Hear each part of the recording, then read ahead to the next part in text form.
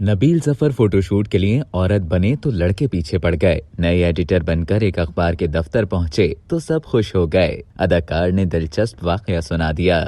मारूफ और सीनियर अदाकार नबील जफर ने अपने करियर का एक दिलचस्प किस्सा सुनाया है कि जब माजी में एक बार फोटोशूट के लिए वो औरत बने तो उन्हें देखने के लिए लड़के जमा हो गए, यहाँ तक कि उनका पीछा भी किया। अदाकार नबील जफर ने निजी टीवी प्रोग्राम में करियर समेत दीगर मामलात पर गुफ्तगू के दौरान अपना असली नाम तब्दील करने की वजह भी बताई। उन्होंने बताया कि उनका असल नाम नदीम जफर है और जब उनकी पहली फिल्म रिलीज हुई तो वो बुरी तरह फ्लॉप हो गई, जिस पर उन्हें नाम तब्दील करने का मशवरा दिया गया। उनका कहना था कि उस वक्त अदाकार नदीम सुपरस्टार थे और यकीनन अब भी वो फिल्म इंडस्ट्री का बड़ा नाम है, इसलिए उन्हें मशवरा दिया गया कि कंफ्यूजन खत्म करने के लिए अपना नाम तब्दील करें। नबील के मुताबिक उन्हें हिदायतकार अयूब खावर ने भी नाम तब्दील करने का मशवरा दिया, जिस पर उन्होंने अपना नाम नदीम से नबील जफर कर दिया। अदाकार ने करियर के आगाज की बात करते हुए दिलचस्प वाकया सुनाया। उन्होंने बताया कि जब 1993 में उनका ड्रामा दिन नशर हो रहा था तब उन्हें एक दोस्त ने कहा कि फोटोशूट करते हैं और उन्हें मेकअप करके औरत बनाया गया। अदाकार के मुताबिक जब उन्हें औरत के रूप में ढाल दिया गया